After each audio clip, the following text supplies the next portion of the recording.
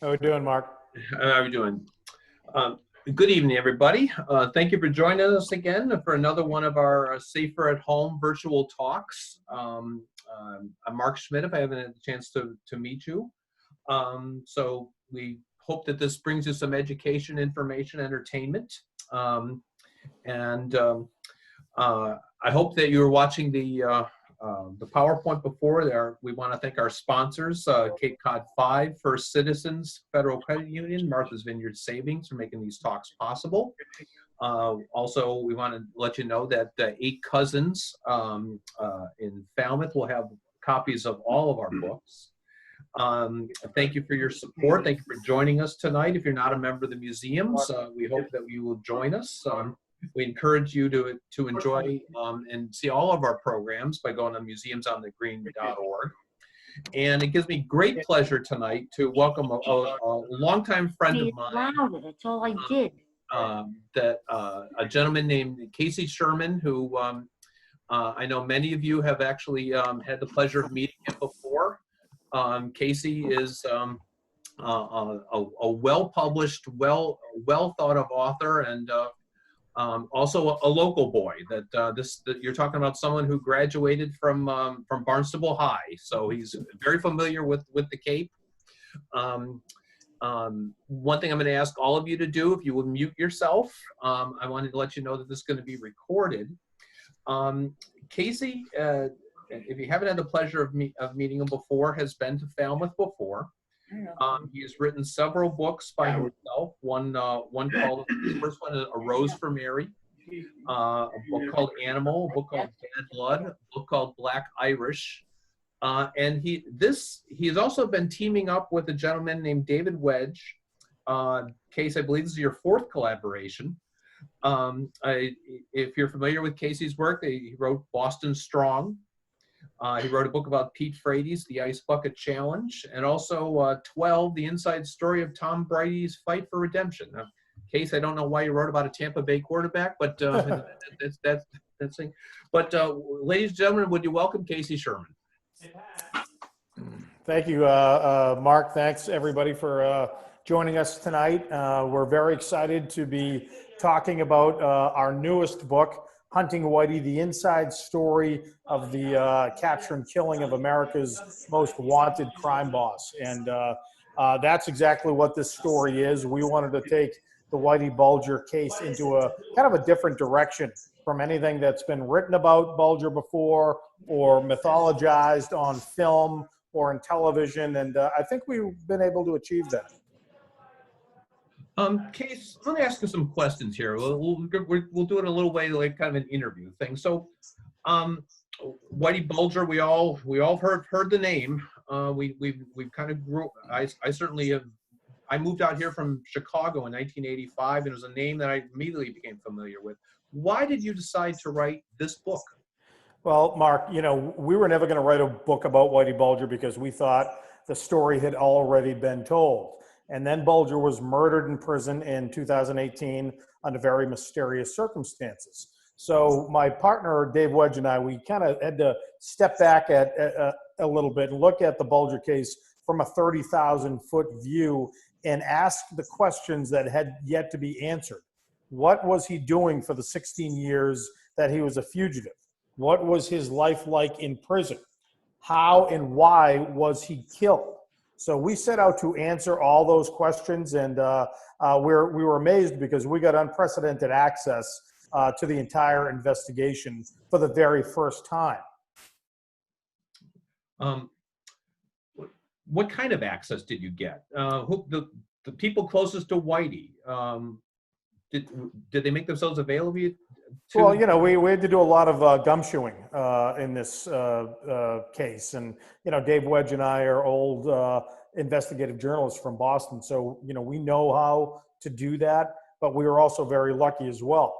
We got Billy Bulger, Whitey Bulger's brother, to break his silence for the first time in a decade. So Billy Bulger talks about his brother's life and his death in the book. We also got unprecedented access to the FBI. And the FBI was finally willing to tell its story, both the good and the bad. Obviously, Whitey Bulger was a criminal that Mark, you grew up in Chicago, so you'll appreciate this. I'd put him up there with Al Capone just in terms of the notoriety of crime bosses in American history. And I think he's probably the smartest organized crime figure that we've ever come across, because he was able to co-opt the FBI in the 1970s, 1980s, and early 1990s, really to do his bidding for him. And what really, made Bulger a legend, if you will, is the fact that he escaped justice in the winter of 1994 and remained on the run for 16 years. So I think when I approached the FBI to tell this story, I kind of approached them at the right time. They were willing to open up their entire case file to me and allow me to interview the investigators and the agents that hunted Bulger for 16 years and eventually caught him. And, we also had access to 70 letters that Bulger wrote in his own hand. So for the first time, the readers can really get inside Bulger's mind and understand what he was thinking, including, when he was arrested. Bulger himself describes that very detail in our book. And I would say probably the most amazing piece of access that we got for this book was correspondence with Whitey Bulger's suspected killer, who has been writing us letters with a rubber-tipped pencil because he is in solitary confinement right now at a place called Misery Mountain, which is USP. That's the Bureau of Prisons in West Virginia. And they allow him only to use utensils that aren't sharp, which is why they give him the rubber-tipped pencils that he uses to write us letters, because they fear he's either going to try to commit suicide or kill a guard. You had mentioned about the FBI, and I know that people that are in these parts realize that the FBI has had a little bit of a checkered past, certainly with John Connolly, et cetera, in Boston. So I know from talking with you before that this was a way that, in this story that you're telling, was a way for the FBI to get it right and essentially redeem themselves. So expand on that. Yeah, to a degree, Mark. I wrote another true crime book called Animal, which is a book about notorious mob hitman Joe Barboza. Now, Joe Barboza was the first mobster that was really co-opted by the FBI in the early 1960s, and he was also the first organized crime figure ever inducted, so to speak, into the federal witness protection program. And, here comes Bulger about 10 years later, and, all of the same agents that had lured Joe Barboza to give up organized crime secrets did the same thing to Whitey Bulger. And again, it was a very incestuous relationship between the office of the FBI in Boston and organized crime here in Boston. Now, I looked at it in a different way. I said, okay, well, imagine, you, Mark, or anybody here in the audience, you go to work for a company and you don't know the background of the company, but, there are controversies in your company's past. Now, should you have to pay for those controversies and those wrongdoings? To some degree, I guess you should. But, the new brand of FBI agent that came around in the late 1990s and early 2000s, they did not know Whitey Bulger. They certainly did not know John Connolly at that time, but they were smeared by the same brush of corruption that both Connolly and Bulger were, and rightfully so. So they thought, okay, well, the only way we can redeem our office and our profession is to go out and chase this guy down. And that's what they did. It took years, more than a decade to do it, and a lot of changes in their methodology rather, and their strategy. And we take you step by step through that journey with them until they put the handcuffs on Whitey Bulger and Catherine Gregg in 2011. By the way, I neglected to mention this for our audience. If you've got questions for Casey, you're at the bottom of your screen, there's a chat feature. So type in your questions to chat, and when we're done here, I'll read those questions to Casey. Casey, you mentioned about the FBI. You mentioned about Catherine Gregg. What was Bulger's life like when he was on the run? You know, we always saw these pictures of this old man with the Red Sox cap, and that's the last we saw of him. What Well, was you it? know, that's the figure that the FBI hunted for 10 years. And you can imagine, Mark, or anybody in this audience, I could walk down Boylston Street on a crowded day in the summer and find you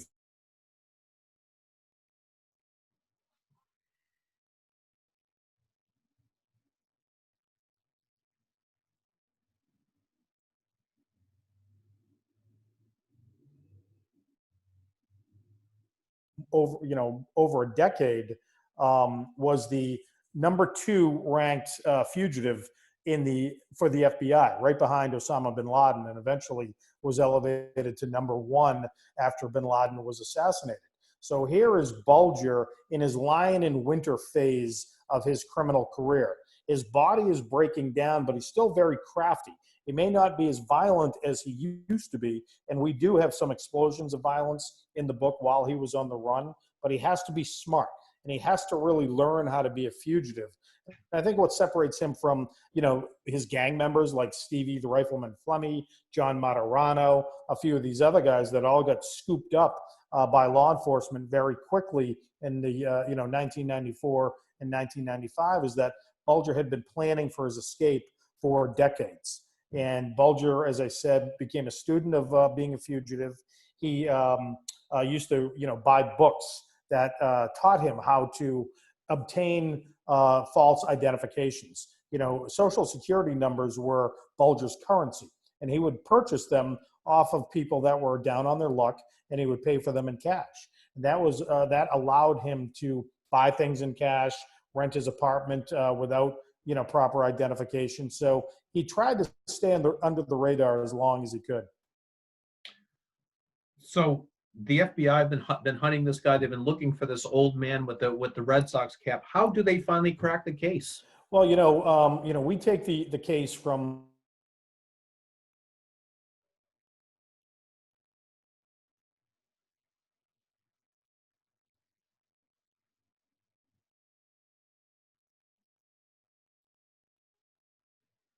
helping to raise Teresa's children in South Boston.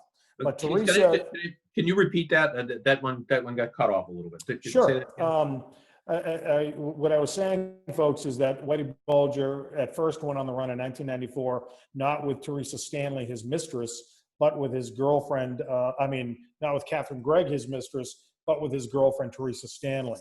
And she was not cut out to be a fugitive. She'd missed her family, and they had gotten as far as New Orleans, Louisiana, when she complained and wanted to go home to her family. And that's what he did. He took her back to Boston, still under the cover of night, and exchanged her for his mistress, Catherine Gregg. And all of a sudden they went on an odyssey. And a lot of people thought that Bulger had gone to Europe, and that's where he was hiding. Bulger had actually gone to Europe before 1994,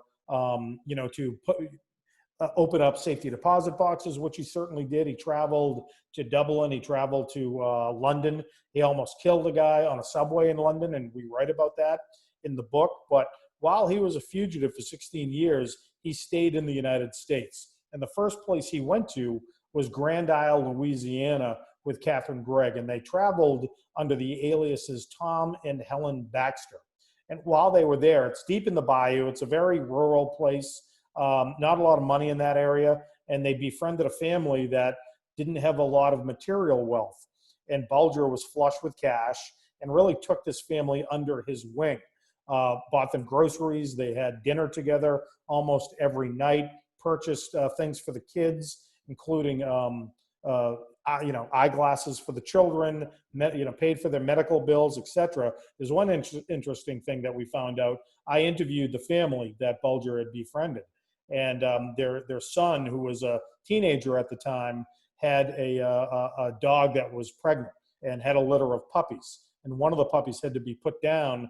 And you can imagine in the bayou, they don't take that puppy to a vet. They take it out in the backyard and they put a bullet in that dog's body.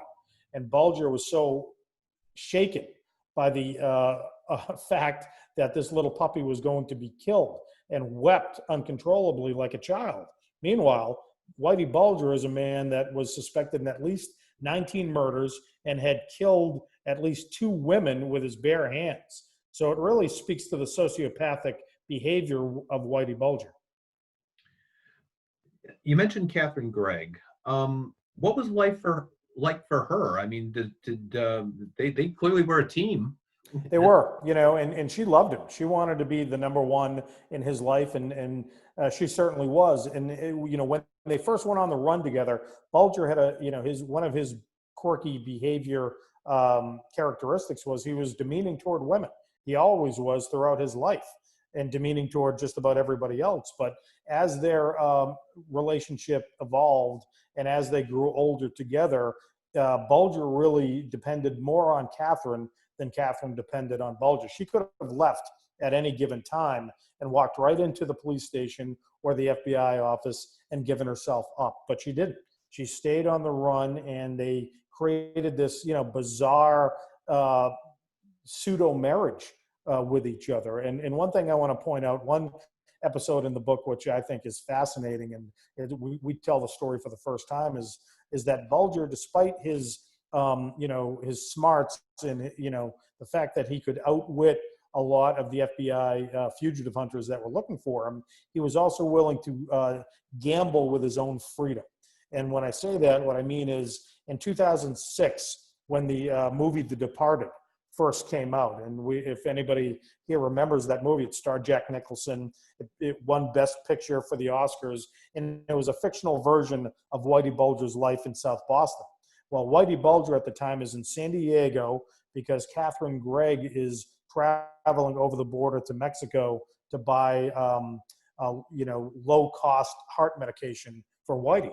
So he's got a few hours to kill. He goes to a screening of The Departed, and he's watching his fictionalized version of himself on the screen, and he's shaking his head at certain scenes. He's laughing at others. He's pointing to the screen. And why we know this is because 4 rows behind Bulger was a local police officer. And that police officer grew up in the Boston area and knew the Bulger story very well. And he made Whitey Bulger. He knew it was him. So here he is watching, this art imitating life type of experience, watching Bulger watch himself on screen, and the cop slips out of the theater before the lights go up and wants to make sure he's got a positive identification of Bulger in the lobby. And sure enough, he does. He knows it's him. Bulger has got some really unique characteristics, including a kind of a dirty front tooth that, Bulger really never smiled because he was always afraid of that tooth. So the cop sees that tooth, recognizes Whitey. Whitey at that time had the same beard that he later had when he was arrested. He was wearing a floppy hat and cargo shorts, but he also had a bulge under his polo shirt, which indicated a weapon. Now, this off-duty cop was not armed at the time, and he had to run back to the station, pick up his service weapon, and then chase Bulger down on a trolley headed to Tijuana. And Bulger gave him the slip, and poof, like Kaiser Soze in the movie The Usual Suspects, he just disappeared for the next 10 years. You and David Wedge had the unique opportunity, experience, something, where you actually went to, you were in the apartment where he was. And that's right. To be an investigative journalist and to be a writer, Mark, you really have to look, touch, and feel the things that you write about. And you have to see it through your characters' eyes, whether they're real life characters or they're fictional characters. So, we talked our way into the Princess Eugenia apartment building in Santa Monica, California. We didn't have an appointment. We rang the buzzer, and the building manager wouldn't let us in because we did identify ourselves as journalists from Boston. And a couple of seconds later, in walks a tenant with his 10-speed bike and says, "Would you guys want to come in to the apartment building?" We said, "Sure." And we did.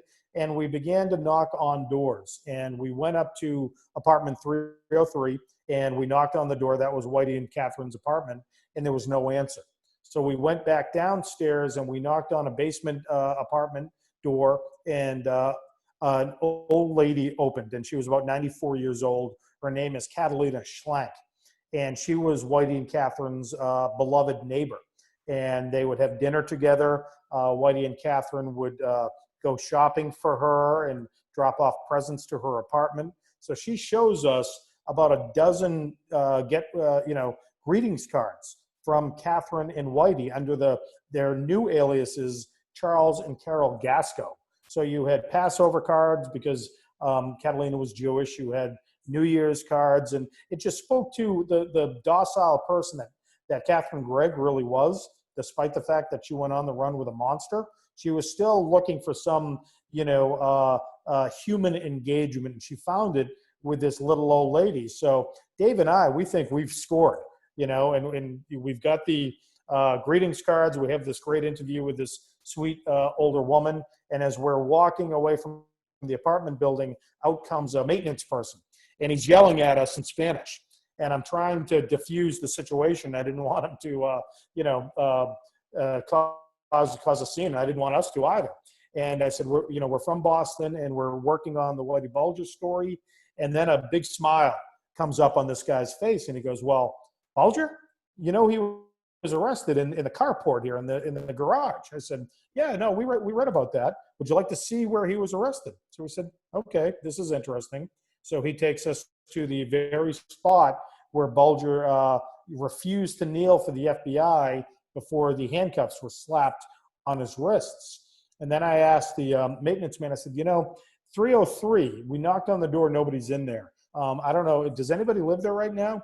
And he goes, "Well, we're renovating it. Nobody's been in there since Bulger and Catherine, I think, had the apartment several years before. People were afraid to rent the place." So I said, "Okay, can we get access to it?" And sure enough, next thing you know, we're inside Bulger's very tight, small apartment. It was a 2-bedroom apartment on the 3rd floor, and we're walking the grid as law enforcement officials do, and getting a sense of what Bulger's daily life was like in this very confined space. And it was very interesting to be there. Bulger was long gone, but his presence could still be felt. You told me that when the FBI were cracking the case, there's a couple of younger Cape guys that have a little role in this story too. Right. Well, the police officer that spotted Whitey Bulger in San Diego is a sheriff's deputy named Richard Eaton, who was a 1986 graduate of Barnstable High School. And he had been in San Diego working, kind of against the drug cartels for over 20 years before he spotted Whitey Bulger. Now, fast forward to the, kind of the mid to late 2000s, another Barnstable High School graduate named Neil Sullivan is recruited as a U.S. Marshal onto the Bulger task force. And why that happened is because there was a female FBI agent named Noreen Gleason who basically shifted the paradigm in perspective on this entire case. As I mentioned to you earlier, Mark, and to the audience here, for over a decade, they'd been looking for an elderly white man in a baseball hat with glasses. Now, that generated thousands of tips that went nowhere. And Noreen Gleason said, "We're looking for the wrong person. Instead of looking for him, we need to look for her. We find her, we're going to find Whitey Bulger." So how do you do that? So she recruited fugitive hunters, real expert manhunters from FBI offices around the country, brought them to Boston to start looking at this case with a fresh set of eyes. And they started to knock on doors again. They knocked on Billy Bulger's door. They knocked on the doors to all the Bulger relatives and many of their neighbors, not thinking that they'd ever get cooperation, which they didn't, but they wanted to tell the family the heat is back on this case, and we're not going to give up until we find that bastard.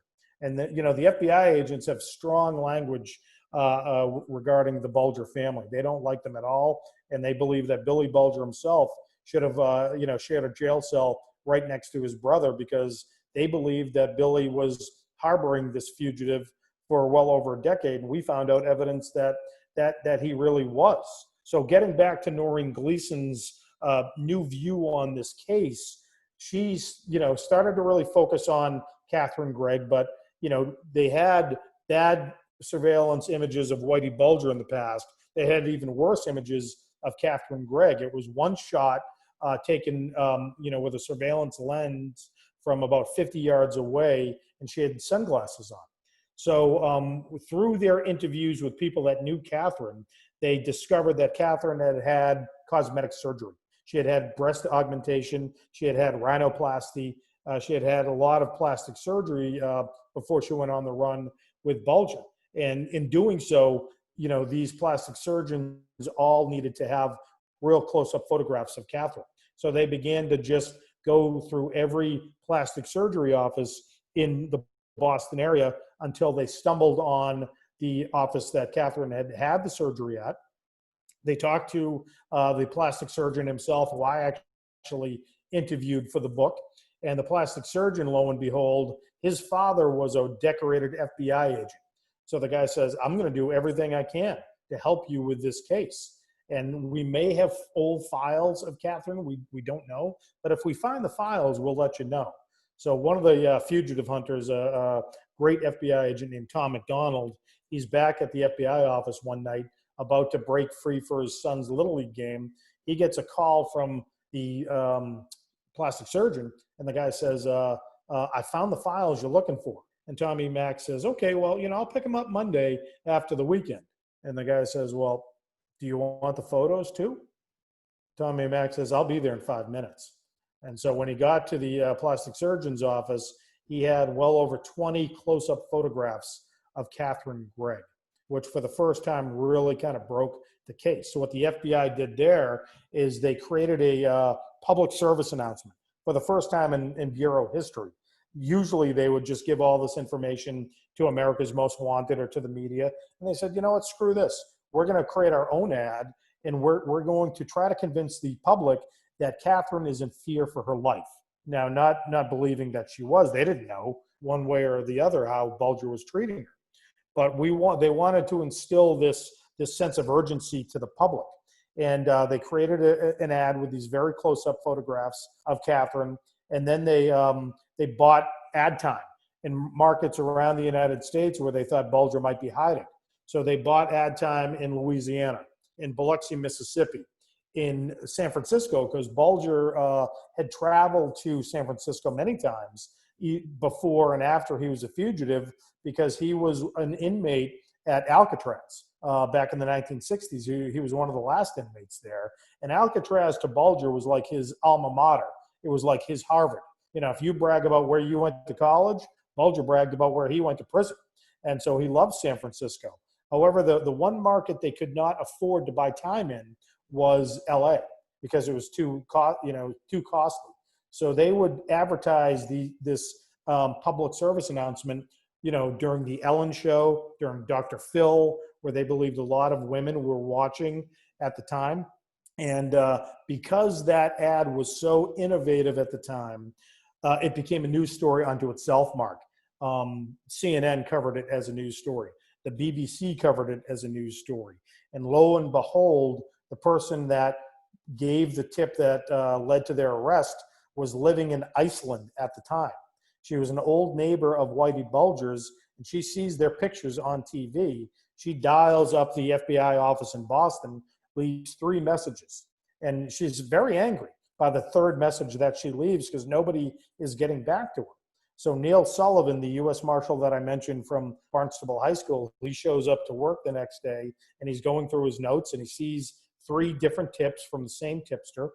And the tips are different from any other tip generated from that PSA, Mark, because they had an address.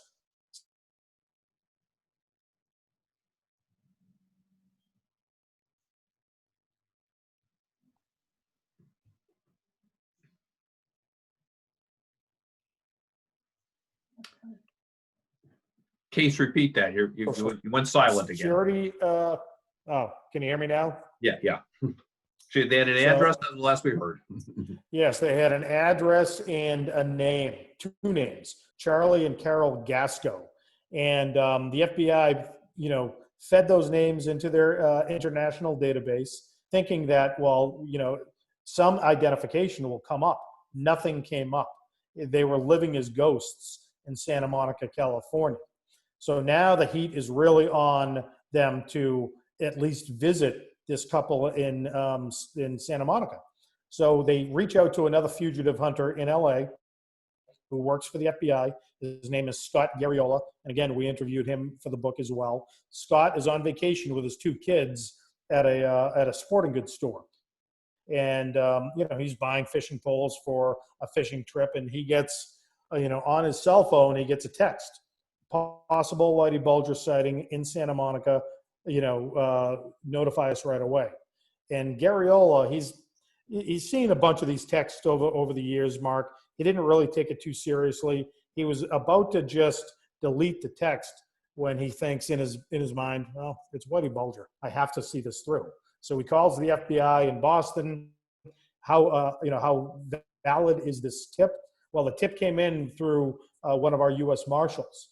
And Garriola, as you know, and people that know law enforcement is very tribal, and they don't like to share information, which is unfortunate because it led to Bulger's disappearance for 16 years. But Garriola says, I don't really like the U.S. Marshals. I need to talk to the tipster myself.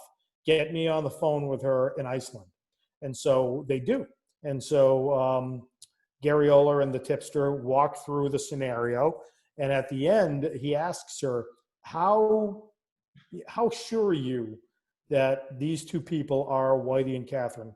And she says, well, Agent Garriola, I'm not 100% sure it's them. I'm 200% sure it's them. And at that point, it was game on. Well, as somebody who has no intention of graduating from the University of Alcatraz, I'm happy with being from the University of Illinois in Northeastern. So Whitey's caught. He's arrested in the carport. What was his life like in prison? It was interesting. He was convicted. They brought him back to Boston. Obviously, a lot of us covered and watched and followed the trial.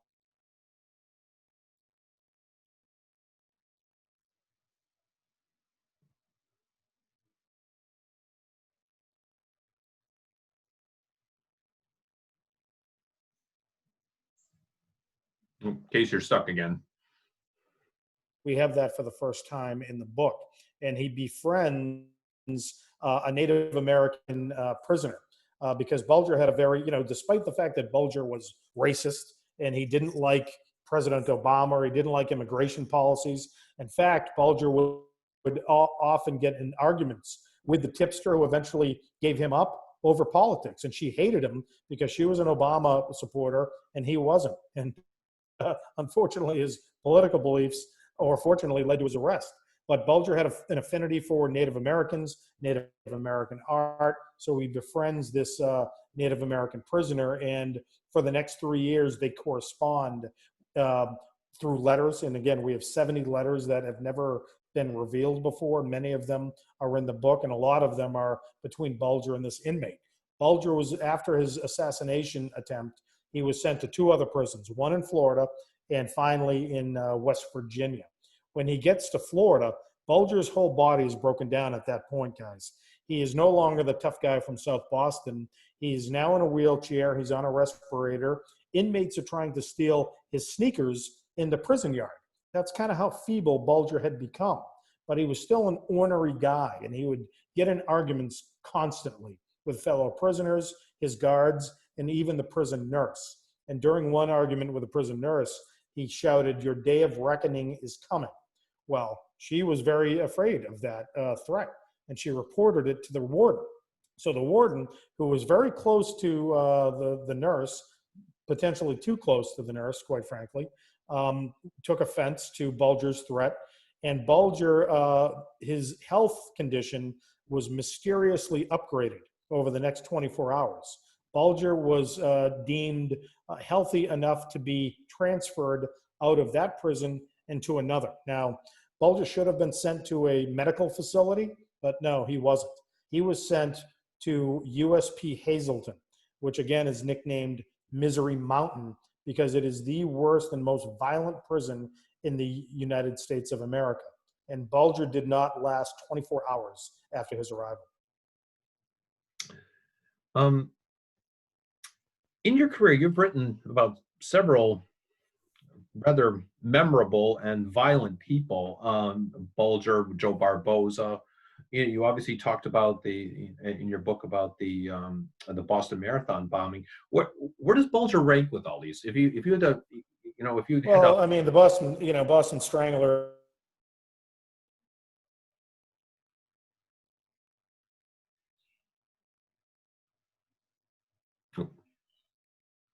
Case, can you repeat that? You went quiet again.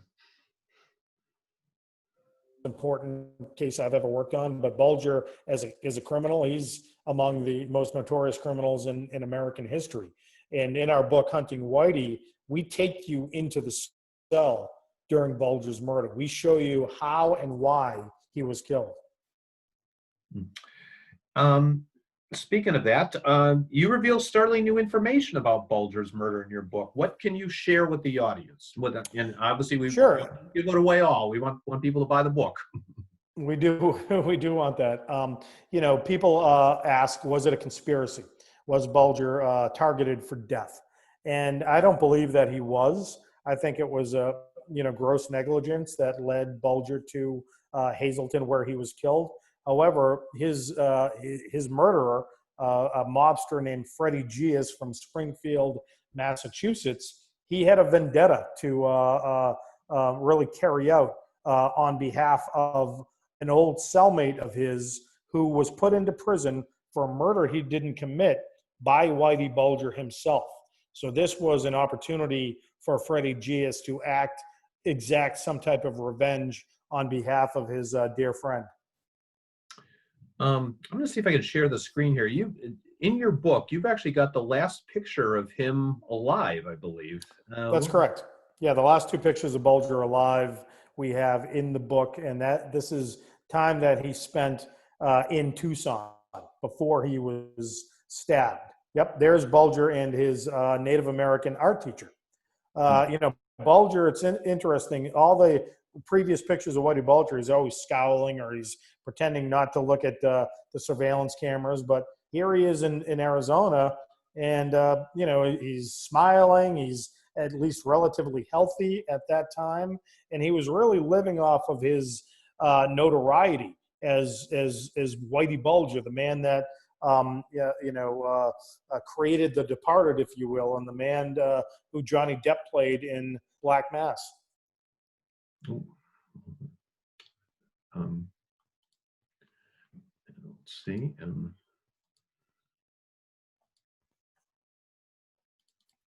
And what's this picture here? That is a picture of Bulger with his art teacher and a couple of art students. Let's call them art students. They might be convicted killers. They probably are. But here in Arizona, they were using their mind in a much more peaceful, docile pursuit. Bulger's art teacher is a real nice guy, actually. His name is Chip Janis, and Chip is now, he's free. I mean, he was a guy that got caught up, on a federal gun charge. He lived on a reservation his whole life, but he's a really upstanding guy. He's got a new career for himself as a professional artist, and I'm very happy to tell everybody that he's doing well, and he was a huge help in researching and writing this book. All right, I have one more question for you, then I'm going to turn this over to the audience. I already see some people are using the chat button here for some questions for you. So, what's next on the docket for Casey? What's your next project?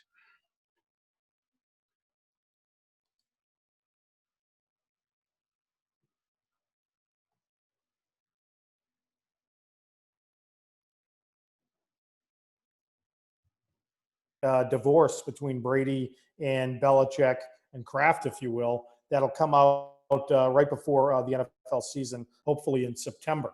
We also can you repeat that case a little bit. Got cut off. Say it again. We have an updated version of our book 12, which is about Tom Brady, which dives into new information about the divorce between Tom Brady and Bill Belichick.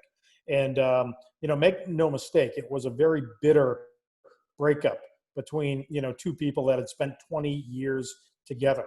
Tom Brady should be, playing out his entire career with the New England Patriots, but the relationship had dissolved so badly. Tom Brady just had to leave. And we write about that extensively for the updated version of 12, which comes out in September. We've got another book coming out in December, and we partnered with James Patterson. Maybe you know that name, the #1 best-selling author in the world. And we wrote a nonfiction book called The Last Days of John Lennon. And that's exactly what it is. Now, this year is the 40th anniversary of John Lennon's assassination.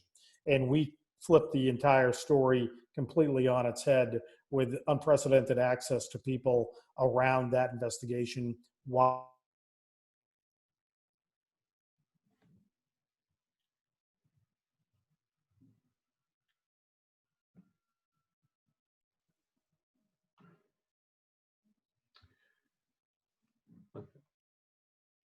even interviewed Paul McCartney for the book.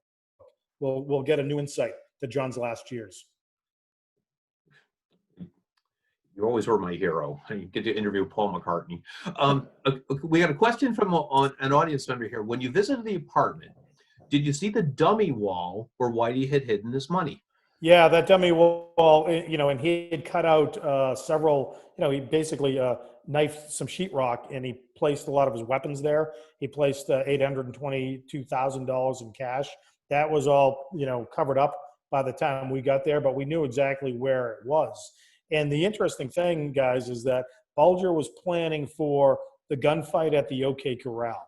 He was not going to go out without, a blaze of glory, which makes, the FBI's ability to lure him out of the apartment and a very kind of cat and mouse game that they played with him much more satisfactory to everybody involved, because they believed that Bulger would keep Catherine as a hostage and try to, potentially threaten to kill her, or, other neighbors would have been shot in the crossfire.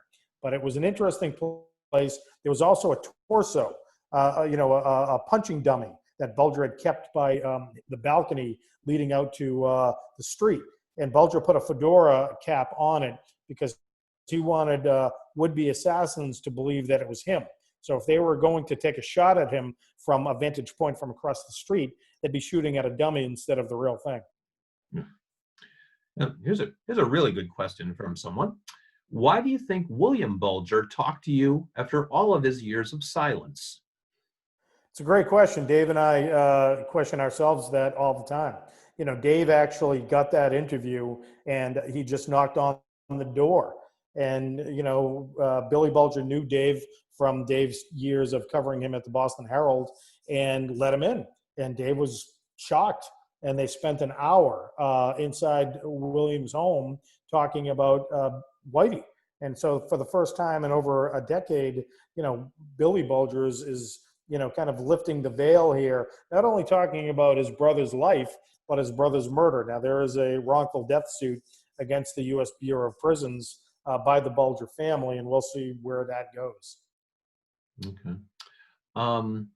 Any other questions from the audience? Now's your chance to ask Casey. All right. Well, Case, I'm going to thank you very much for taking the time tonight. I want to thank everybody for joining us tonight. We have another talk on Thursday at 7 o'clock talking about Jefferson's House, Monticello, and one on Saturday afternoon at 2 o'clock. We hope you join us for that. Case, good luck with the book. It's already doing well. Hey, we got another question. Sorry, before you go. Did Whitey expect to eventually get caught? Did he have any contact with family or friends? Well, that's a great question. I'll answer the second one first. We found out that Bulger would buy a car with cash while he was living in Santa Monica and drive all the way to the Midwest, all the way to Detroit, Michigan, where he would place a phone call to his brother Billy. And the reason why he took all of those precautions is because he believed that Billy's phones were tapped. And he thought, well, if the FBI is listening into our conversations, they're going to believe that I'm hiding out in Canada and not in Southern California. So again, Bulger went to great lengths to stay underground. Did Bulger think he was going to get caught? I mean, after Osama bin Laden was killed in Pakistan, which elevated Bulger up to #1 on the FBI's most wanted list, at that point, he thought, okay, they're going to come gunning for me now. But Bulger told the FBI agents that I interviewed, he said, if I felt I was going to get really sick, and this is Bulger talking, he said, I was going to travel to somewhere out west, Nevada or Arizona, find an abandoned mine shaft and just drop my body down there and die, because he wanted to keep the mystery alive for generations to come. He never wanted the FBI to be able to put handcuffs on him or to be able to say, we got our man. Well, on that note, Casey, thank you very much for joining us. Everybody, thank you for joining us tonight. We look forward to doing this again on Thursday. Case, good luck with the book, and we'll be talking to you. So thank you, everybody. All right, thank you, everybody. I'm glad you guys all came out, and I hope you get the book. And it's a great, interesting summer read. And again, what you think you know about the Bulger story, this is a completely new direction that we take here. So there's a lot for everybody there. All right. Good night, everyone. Good night, everybody.